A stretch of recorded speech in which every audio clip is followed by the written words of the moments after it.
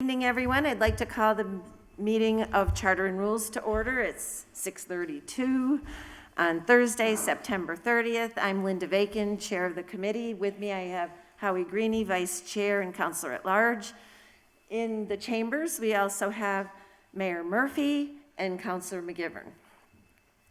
And City Solicitor Lisa Ball and Attorney, let me not mess up your name, Degman. Welcome. Okay, so I'll entertain a motion to take up item 1. Move to take item number 1. And I'll second that. All in favor, aye. Move to accept the meeting minutes as written. I read the minutes and Jeffrey did an exemplary job as usual. Yes, thank you very much, Jeffrey.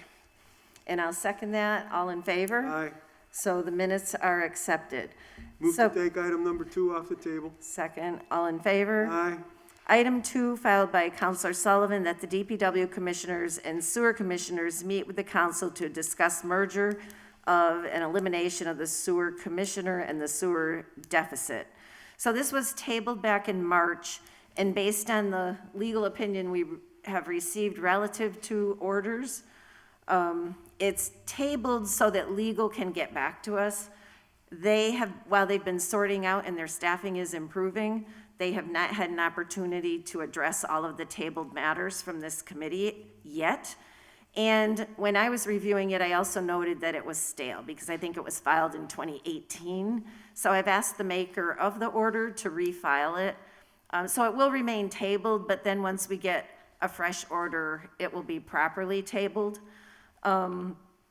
But I think what would be helpful for the committee is once our legal department has an opportunity to review it, I think the first thing we need to know is there a legal reason why the separate commissioners and boards were created, i.e. the Stormwater Commission versus the Department of Public Works, et cetera. It seems that there must have been a reason that they were created, so I think it would be important for us to first understand if we can consolidate them correctly before we bring all the commissioners in. So I think that would be helpful to us.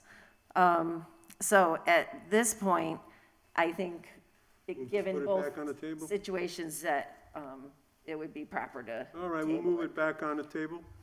Second. All in favor? Aye. Aye. So we'll leave this table till our legal department can. Move to take item 3 off the table. Second. All in favor? Aye. Item 3 is an order that the city council vote to place the following question on the ballot as a binding referendum. This is relative to should the city treasurer be changed from an elected position to an appointed position that combines the duties of treasurer and tax collector. So this is another order that was tabled in committee. However, that was another order that was old. So the reason this is on this agenda is because this order was filed in June, so it is now timely. So I wanted to take it up for the purpose of tabling it so that when legal can get back to us, it will be properly before us so that we can move forward with the next steps. Move to replace it on the table. Second, all in favor? Aye. Aye. So a lot of this, as you can gather, is cleanup because there's been things pending for quite a while. Move to take up item number 4. Second, all in favor? Aye. Item 4 is from Attorney Lisa Ball and Attorney Wellhoff, a legal opinion clarifying the City Council Rule 66, specifying quorums and vote threshold requirements. This was reviewed and accepted by the full City Council and sent to this committee. So my purpose in putting it on the agenda was so that we could officially accept it and keep it in the archives for future reference, because these questions get answered, and then sometimes a year later or a few months later, it comes up again, and I just think it would be helpful for us to have it available to us. So I think on this, it would just be a motion Move to leave it in the archives. to receive Receive, and keep on a copy on file. okay, move to receive and keep a copy on file. And I'll second that, and all in favor. Well, before we do that, is there anybody that has any questions or any discussion about it? I think we covered it in council, but nonetheless, if there are any, I don't want to just pass it by. Not seeing any, then all in favor on that? Aye. Aye. All right, move to take up item number 5. Item second, all in favor? Aye. Aye. Item 5 from Attorney Lisa Ball and Attorney Wellhoff, the legal opinion relative to tabling agenda items. This again came to the city council. It was received there and sent over to this committee. So again, I would just want to give anybody opportunity if there's any questions or further discussion, and we do have our attorneys with us, if there were any questions in this regard. Mayor Murphy, Councilor Murphy, whichever hat you have on. Okay. I don't wear a hat. It's okay. So just in terms of the tabling, is there a deadline or a length of time that something can be tabled where after a certain period we can no longer take it up? Is that part of this? So do we have to suspend? There's a mic. Yeah. Robert's rules seem to indicate that it's No. got to be taken up Flip. it's got to be taken up in that session or the next session. So because the city council meets twice a month, that it would have to be brought up in the next session. Belatedly, I'll move to suspend the rules so that the attorney can speak. Second, all in favor? Aye. Aye. Now you're legal. So if something was taken up on the 7th, or taken off the table on the 7th, but it was the second time it was taken up, it cannot be taken up on October 5th, even though it was tabled on September 7th, or am I reading that wrong? So for example, we have, and it relates to the sewer fee. So we did a sewer fee recommendation on August 3rd, I think it was. And then ultimately it got tabled. And then we took it back up on September 7th, and it got tabled again. So my question is, does that process need to start anew, or on October 5th are we allowed to take it up again? I'm not sure why you wouldn't be able to take it up again. I mean, it's not that it was skipped over, it was just continuously tabled. So it was brought up, it was tabled, it was brought up again, it was tabled. So that should be fine. So as long as we, on a tabled item, take it up in the next meeting, at least discuss, and then table it again, it's still eligible for the next meeting? That would be my reading of it, yes. Okay. My only question is if we did take it up at the last meeting, because I don't think we did. I Yeah, think we left did it on it, the we did, table. and we didn't get enough votes. Hmm? We did, because I made the motion, and we didn't end up with enough votes, so we ended up tabling it after that. Okay, I have a question, too. okay. Are you all set? Yeah, I'm all set, thank you. Just a quick question to Attorney Ball. If you would be so kind, just to explain the difference between the Robert's Rules of Order and the city charter rules. Well, there's your city council rules, which is the first thing usually the city council follows. And then if those rules are silent, then we go to Robert's rules. Right. The charter is something completely different. Usually the charter, doesn't necessarily, it can. I mean, if the charter says something. Oh, I misspoke. I meant the city council rules. I Okay, just- city council rules are always the first thing that the city council goes to, and if it's silent, then we go to Robert's rules. So generally, we always start with city council rules. So you have your city council rules you follow. If we don't have the answer there, then we go to Robert's rules. All right, so specifically on this particular case, we're following the correct order. The Robert's rules, yes. All right, thank you. Counselor McGivern? Thank you, Councilor Bacon, and welcome to our city solicitor. Lisa, can you give us the definition of our rules being silent? Because I see it different, all right? I see it, I've been around for a number of years where we always went, the charter is our covenant with the state, that we cannot exist without a charter. Mass general law won't allow us to have municipal government. So therefore, the charter, Mass general law trumps everything. City ordinances cannot trump Mass general law, but, you know, we create our own city ordinances, and sometimes we need special petitions of the legislature to do things under a home rule petition. But our rules are rules of decorum, you know, which we all agree upon, you know, at the beginning of every term. And for years, even when it was Demeter's and not Robert's rules, the whole thought was our rules are the way we want to get to the final goal, which is to take a vote on everything that comes before us. Whichever side we're on, it doesn't matter. It's just getting the opportunity for everybody to vote on a matter. So I can see where a motion to table can cause problems with that. But if the order is still alive, and to me, our rules allow us to table things, I don't see where our rules are silent and we have to go to Robert's rules. Well, I don't have your rules in front of me, but as I recall, the question that was asked of us, we couldn't answer based on the city council rules, which is why we moved to Robert's rules. Well, to me, the answer would be there is no limit to the amount of time you can table something. And that's what our rules are saying, because they don't have limitation on the amount of times you can table something, therefore it can remain on the table.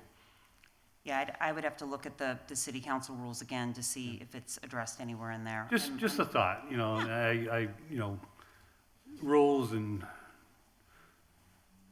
decorum, you know, is important, but I think sometimes we overkill what we try to do, and we should be just working towards the goal of taking a final vote on everything.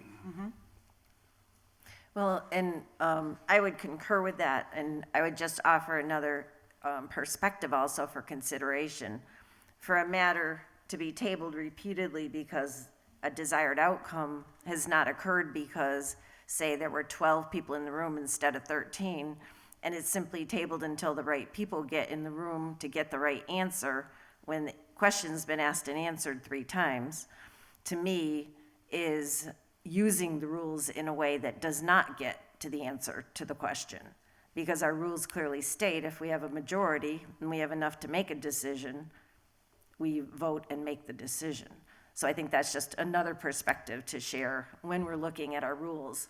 And my interpretation of our rules would not imply that because our rules are silent on tabling, that we can table and table and table into infinity and keep something alive till a desired answer is achieved eventually. So that would just be another perspective on the same question. But we appreciate you submitting this opinion, and we appreciate the ability to have further discussion on it, which I think is partly why it got sent to this committee. So at this point, is there further specific clarification that anyone would like to put before the committee that you would like us to refer back to legal from committee for a future meeting? Anybody in the chambers or anybody on Well, I committee? think Councilor McGivern wanted a clarification on his issue. Why we're using Robert's rules. Relative to the matter of tabling? No, I think our rules, you know, our rules are sufficient for the issue of tabling.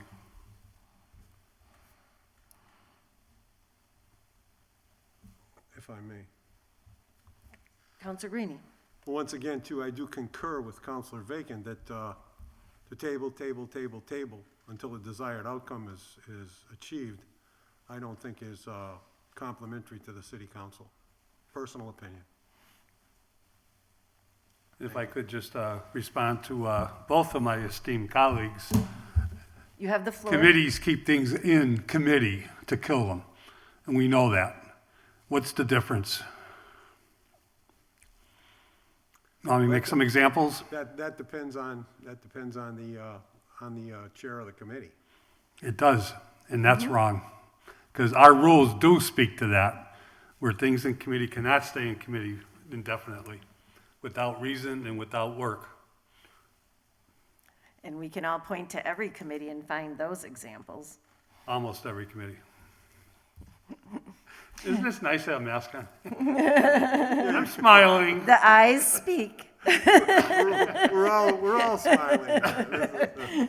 I think it's a good debate and a good discussion, and since further clarification is sought, we can keep this particular agenda item tabled in committee. Okay. If I hear that motion. Yeah, I can- For I'll move clarification as to the specific situations under which we would refer to Robert's rules. I'll move to table it and keep it in committee. And refer to legal for further clarification. All right, and refer to legal for further clarification. Sure. Okay, and I will second that, and all in favor? Aye. Aye.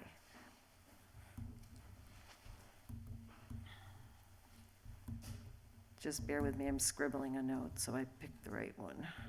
You ready? Okay, I'm Okay, ready. I'll move to take item 6 off, or move to take up item 6. I think. Second, all in favor? Aye. Aye. Item 6 was filed by Counselor Bartley, that Holyoke amend its charter to provide for city council confirmation of all new mayoral appointments to the Board of Public Works and the Fire Commission. Further, the charter be amended to provide for city council confirmation on any current appointees at the time of reconfirmation.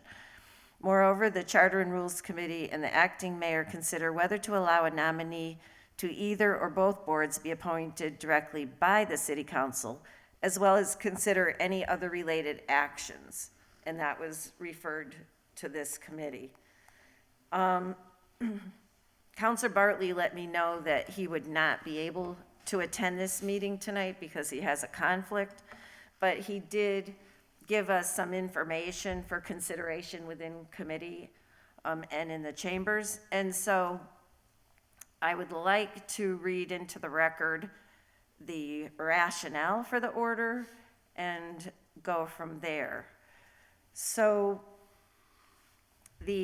at the moment, of course, we are confirming all appointments because we are in a situation with an acting mayor, and our charter calls for such in the circumstance that we've now been in for months. And so the point in the rationale from Counselor Bartley is that at the present time, other than what I just stated, the city council has no role relative to the appointment of these boards. And at the same time, there's been an argument that fire commissioners should receive a stipend. DPW commissioners presently receive a stipend.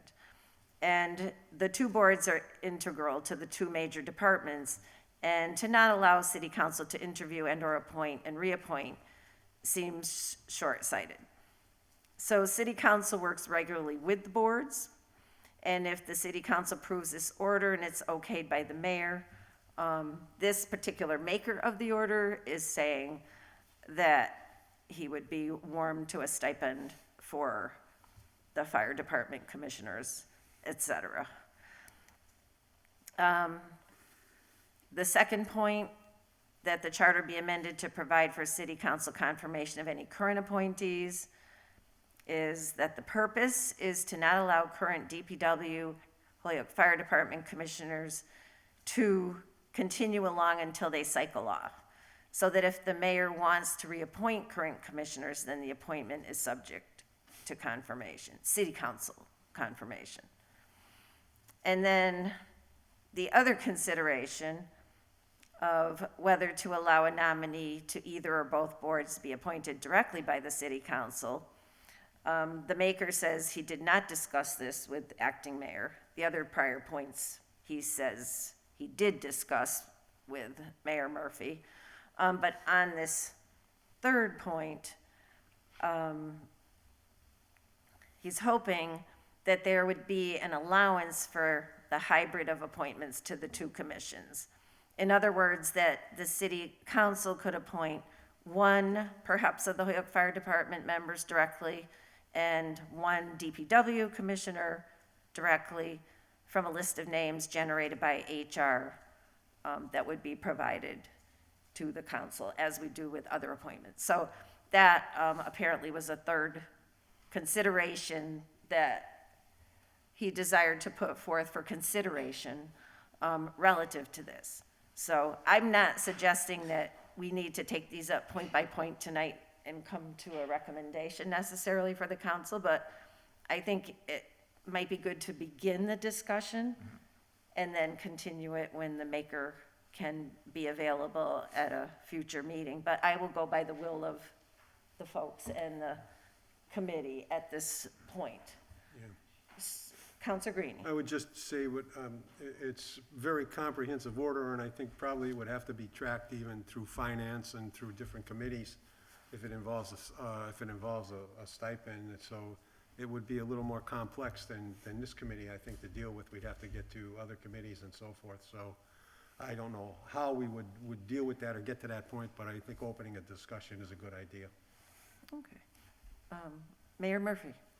Thank you, Madam Chair. So, I mean, Councilor Bartley and I did talk about having city council. I, for one, believe that, and obviously I'm in a position where no matter what I do, it keeps coming back to you folks anyway, and I get a vote on that one too. I get double vote, Joe. I like that, Joe. I like it. I think that is a cross-reference and a cover that should be for all appointments.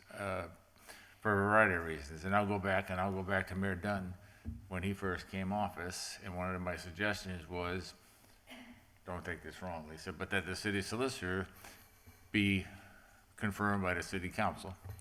And Mayor Dunn went along with that back then. And the reason I suggested that to him was it made legal opinions be less politically inclined, for lack of a better way to describe it. And I think it has worked. And I know it worked back then. And I think the same thing. Every commission, I guess I would say we don't have a lot of interaction with the DPW commissioners or the fire commissioners. On rare occasions, they might be here for something that they really wanted to promote, but they're not, we're dealing with the department heads. But I do think that they're the policymakers in those fire commission or the DPW. They're the ones that are overseeing what should be going on. That having city council input, having renominations coming back, what do you think's working well? What do you think hasn't worked? Are information sources which I think are important to make sure that we're in the right direction. And so I'm all for confirmation. I have somewhere between 4 and 6 weeks left, right, Lisa? We're working on that. But I certainly would not make a change to have it be city council approval for those and not a mayoral appointment, but I would have mayoral appointment with city council approval. I would be very comfortable signing that. And obviously the incoming mayors may say something different, but I think that makes sense. If you have a candidate that you feel is a good nominee, I would hope that you feel comfortable sending them before the city council. And to me, that it makes the connection so that the circle is full. And I'd be comfortable. As far as the stipend, I agree with Councilor Greenie. I don't think that is really part of this order as much as a discussion. It's his opinion relative Right. to if these Right. things happened then, is how I understood it. But I would be very comfortable if I'm still in that position to sign a charter change that would make any mayoral appointments to commissions subject to city council approval. Okay. And I did tell Councilor Bartley that's where I pretty much thought I would be, and I'm still there. Okay. Counselor McGivern? Thank you. With Councilor Bartley's order, first of all, I do agree and feel more apt to vote for the first part of confirming the mayor's appointments to both bodies. Both of these departments, as we know, are fairly large budgets. The fire commission takes up personnel matters. I don't know if the DPW commission does. Just disciplinary type things. Just disciplinary, yeah. That's what kind of what the fire commission does too. which I think, you know, our confirmation, you know, to the character of the mayor's appointment is important, and to character and qualifications. I would not be comfortable with doing it for current appointees. I don't think that's fair. I think they should be grandfathered in. And I'd keep an open mind on the third part, although I think you know, we are a strong mayor. You know, this is a charter change that requires a 2/3 vote of our body, the mayor's approval, which we would rarely see if it wasn't the situation here. Marty Dunn is the only example that Mayor Murphy pointed out that ever gave up, you know, completely gave up Some control. one of the mayor's appointments, yeah. And Marty was the only mayor that was here every night that we were here, you know, which I will never forget, you know. Which was pretty wonderful, It right? really, you know, made a big difference. I over the years visited Chicopee during their alderman meetings on Tuesday, and the mayor was always present. You know, you'd have, you know, quiet meetings, which were probably illegal, but he was always in the chamber when it started, and even when the public speak out took place. But that's just for what it's worth. I think one thing we should ask the law department, there's a threshold of charter changes where it has to go to the voters. And I've never really fully understood that, but just to make sure this doesn't have to go to the voters. Okay, But certainly we'll be in favor of the first part outright.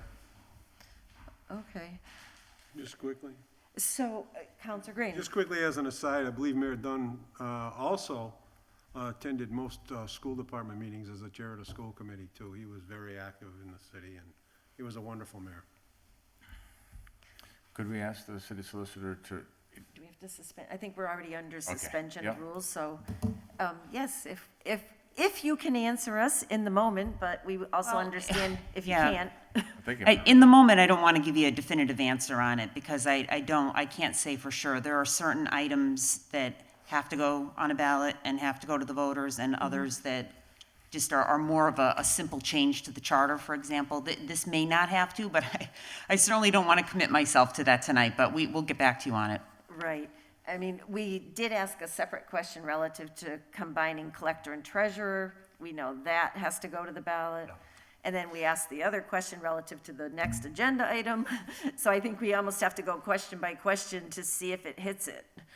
So, all right, so how about then if we table this with the question to legal as to whether it will need to go to the voters if we want to move forward with any of, or part of, or all of these proposed changes to the charter. could we ask if it's possible, if they think the recommendation or the information on the process would be able to be done by Tuesday? And if so, then I would suggest take it out of committee so that the legal opinion comes in and you'd have it right there. And then if we are in fact able to do it without going to the voters and it's just the city council and the mayor, and I assume it still has to go to the legislature. But if that's the case, then I'd be willing to get this process going if the city council is interested in getting it going. So you're talking specifically on the matter of confirmation by the city council Right. of the appointees Right. of the mayor. Right. Yeah, we'll make that motion. Once again, it's pending the legal Yeah. Yeah. opinion from the city solicitor on Tuesday. So the question would be, if we make that motion and that recommendation tonight, will you have time to be able to answer that question by the city council meeting Tuesday night? So hopefully, yes, not in time to get it on the agenda tomorrow at noon. No. But if we can get it on as a late file, I think that's certainly a possibility that we can get that Well, done. So what we can do is we can make the recommendation out of committee, and that will be on the agenda. Within our recommendation, it will say pending legal review, that it can be done without a ballot question. Okay, So our recommendation would go away if that is required. And that would be timely filed on the agenda from this meeting. If Okay. you're good with that. Okay. All right, I'll make that motion pending legal opinion that we get a legal opinion and move it forward to recommend it go to the full council.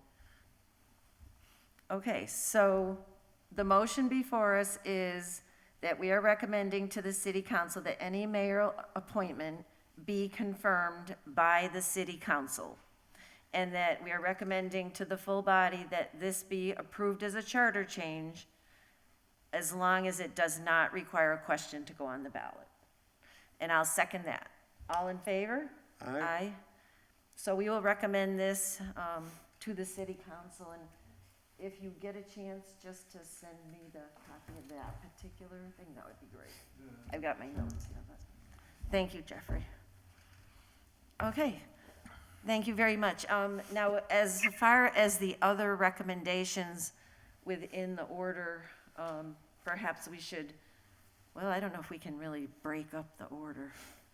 I think that will be our recommendation on this order, and we can ask the maker to refile if there's any additional considerations that the maker would like, perhaps.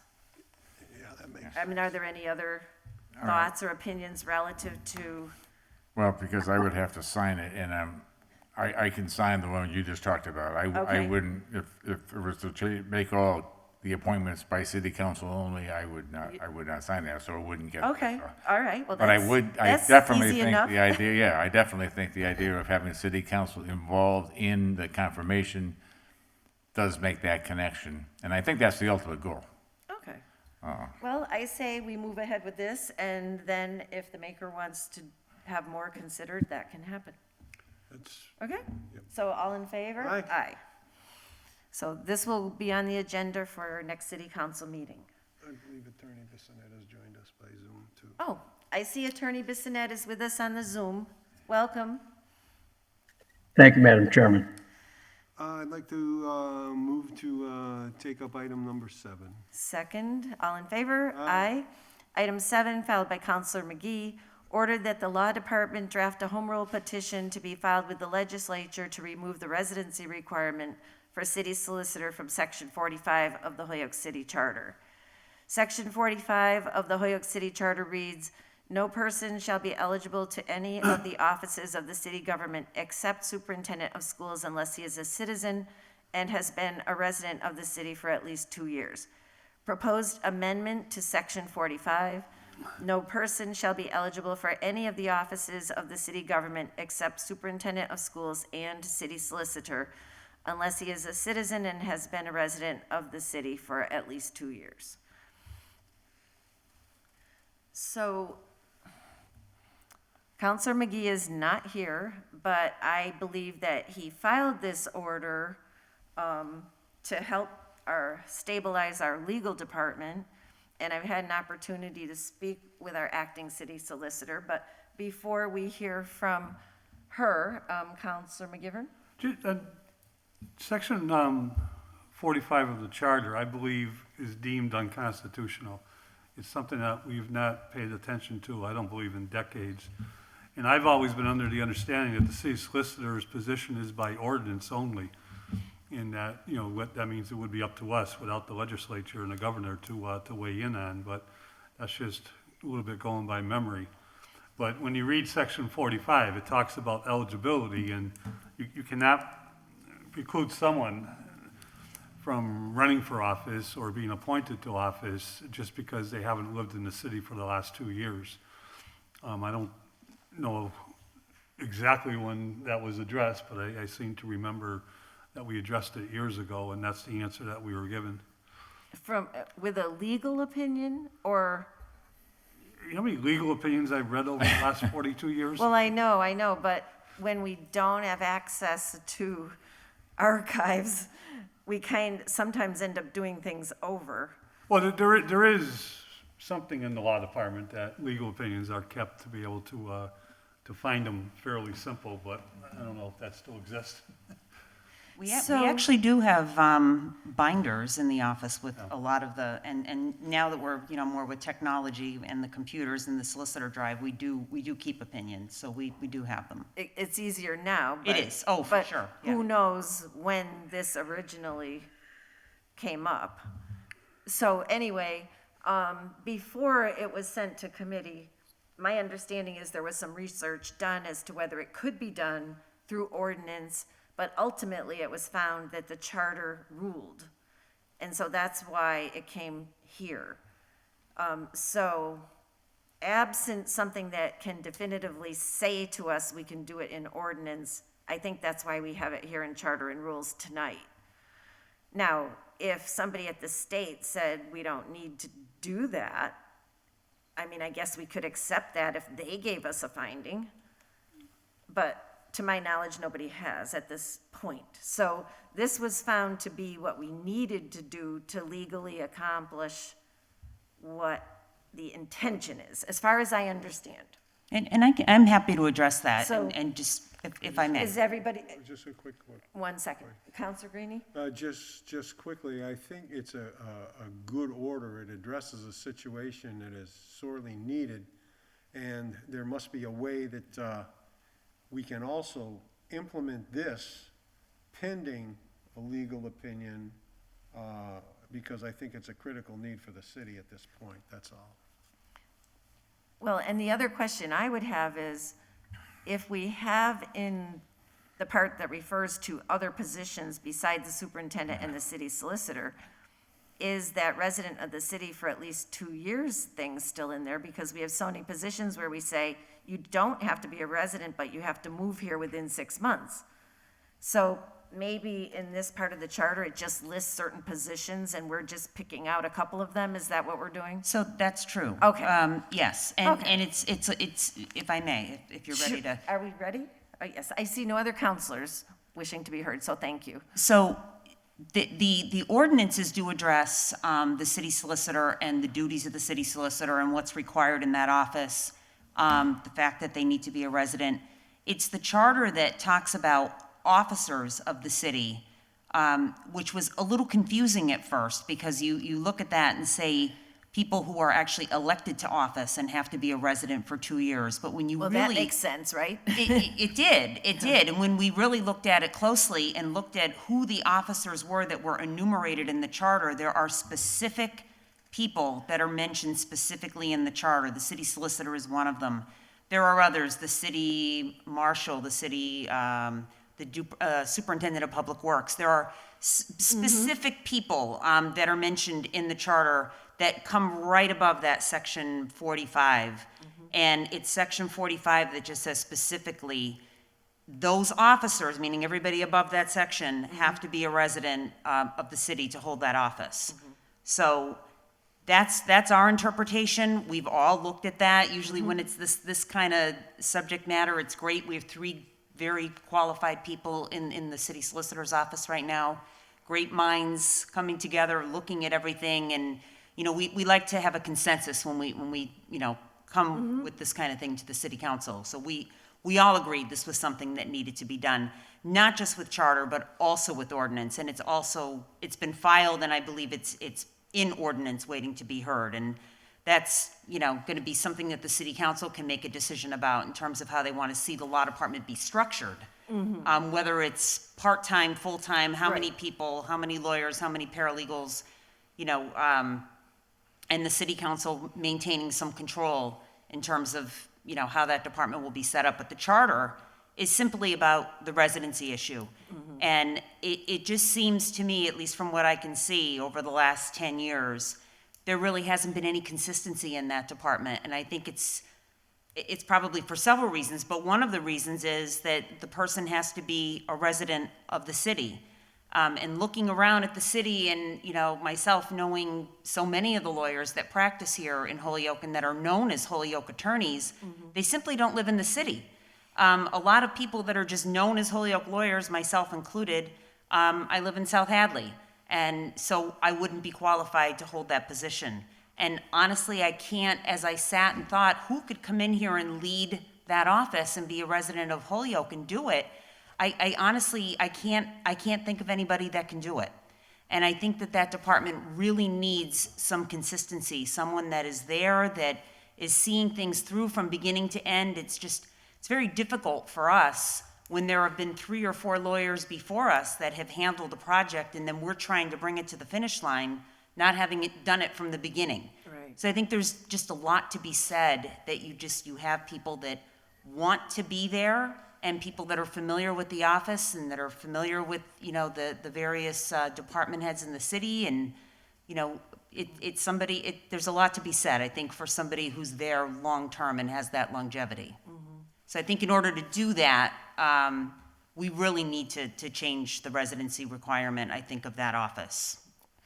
Okay, and I think my perception was that over the last few years, there was a heavy reliance on acting to get around the issue of the residency.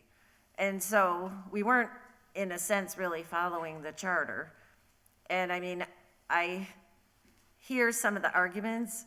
I kind of like the argument that says you can get the position, but then you have X time to move into the city, because I like the commitment to the city. On the other hand, particularly for a position like city solicitor, which I consider a key confidential position to the mayor, and we do have a strong mayoral form of government, out of respect for that, I'm pretty much swayed by the argument that that mayor should have the ability to pick the best person he or she can find for the job.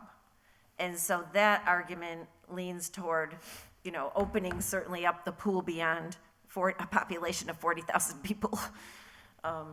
So I personally find myself pretty much swayed by the argument, but I also hear what you're saying about that it needs a charter change, and I agree with that, because otherwise I don't think we would have been using the acting, and I think we otherwise would have just perhaps addressed it through ordinance. So this is more cumbersome to do, but the department is rebuilding. We have a mayor who wants to do it, and so my inclination is to support it.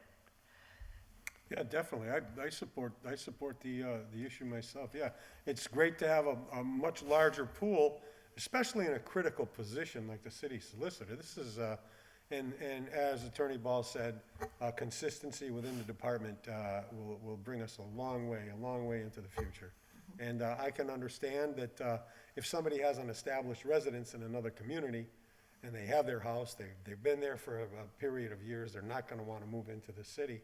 So to get the best people for the job, I think this is a good idea to pursue it. Mayor Murphy? Yeah, thank you again, Madam Chair. And, I certainly agree with this particular order, but I also would emphasize in my 5 months plus of doing this other job,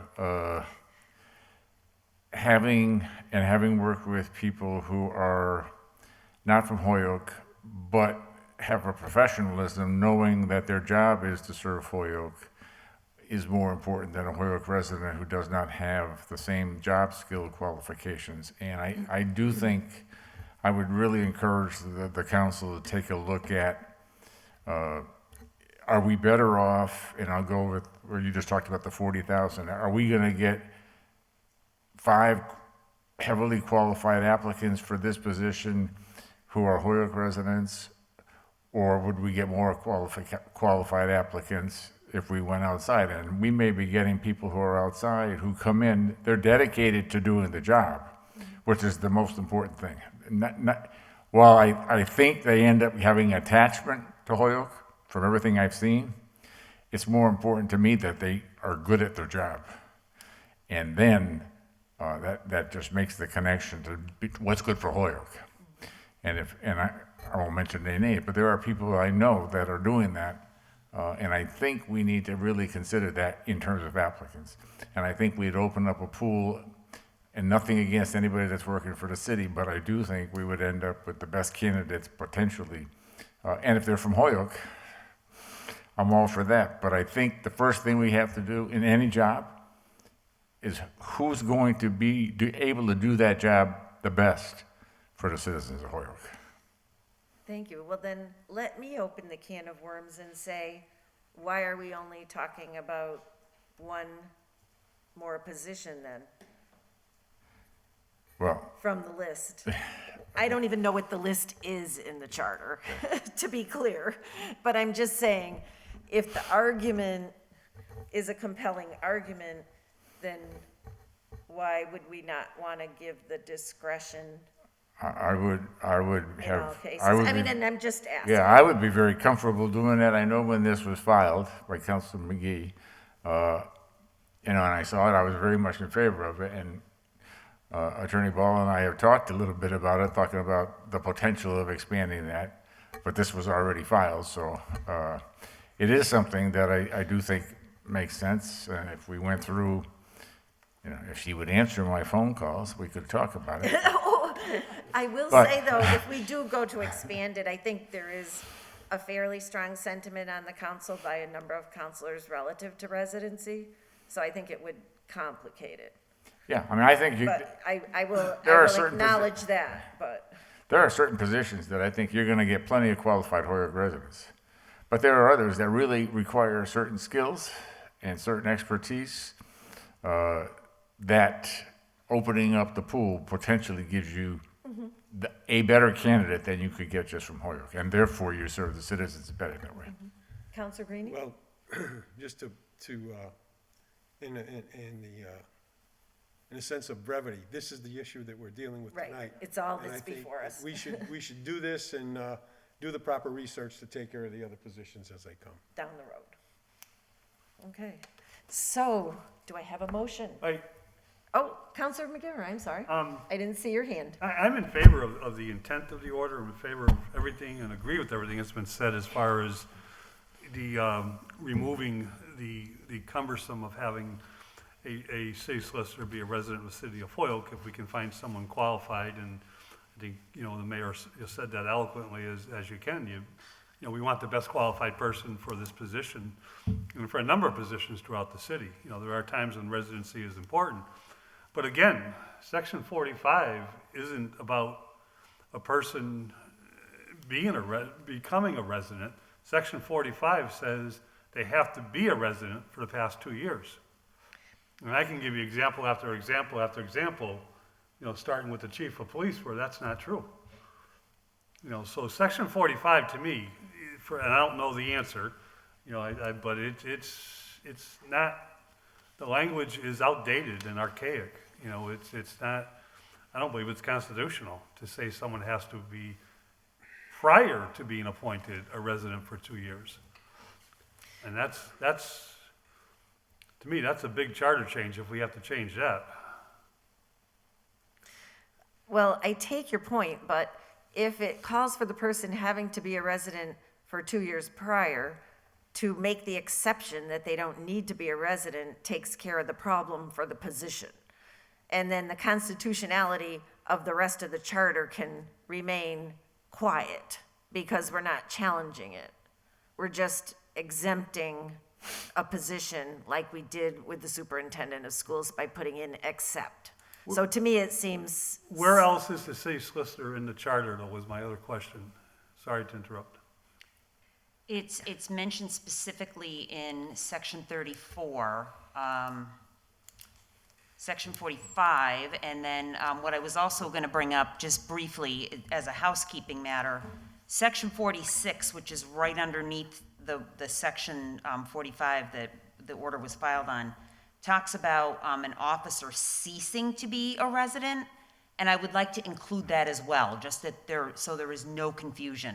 It's another small blurb, right underneath 45 that just says an officer that ceases to be a resident basically cannot hold that position anymore, except for the superintendent of schools. Oh, so then we would have to have a motion that says we want to do a home rule petition to add except the city solicitor for section 45 and 46. Correct.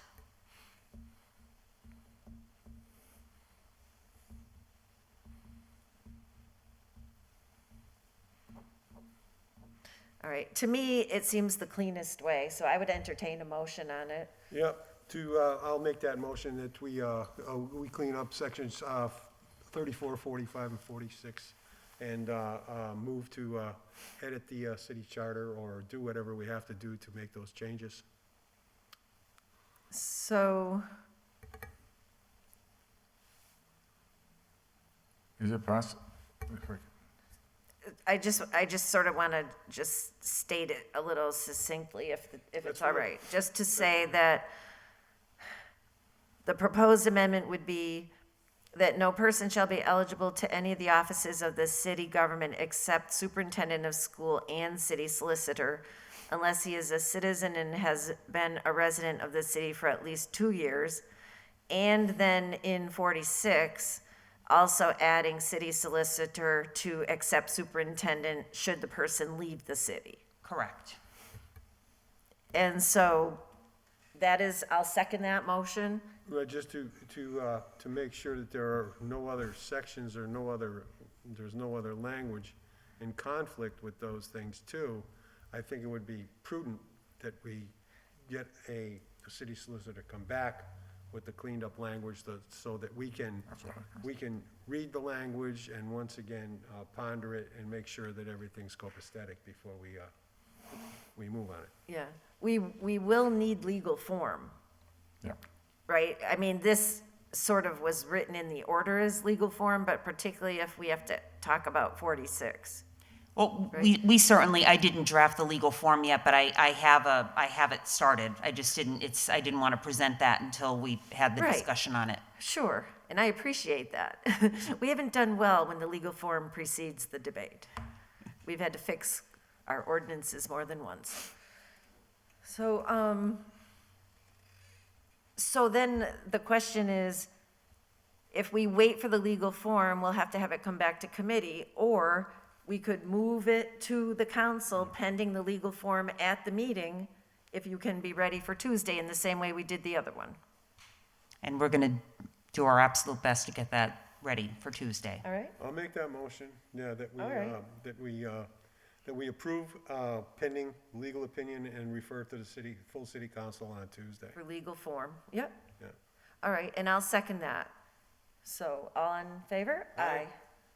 So that will go to city council, assuming legal form is available for Tuesday, and it includes section 45 and 46.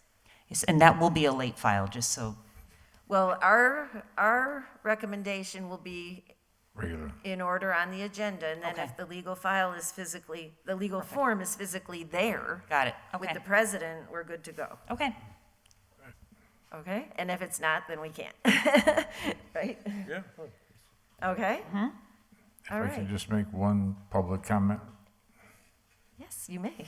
Yeah, I just want to publicly, I just want to say, I want to thank the 3 members of our law department. We now have a paralegal that's there as well, who just started. I want to thank the 3 of them, plus the paralegal, for really getting our law office. I mean, they were under stress. I'm not saying they're not still under stress, but I just want to publicly thank them for what they've done and how they've done it. And I think they served the city well, so I just want to publicly acknowledge them. Okay.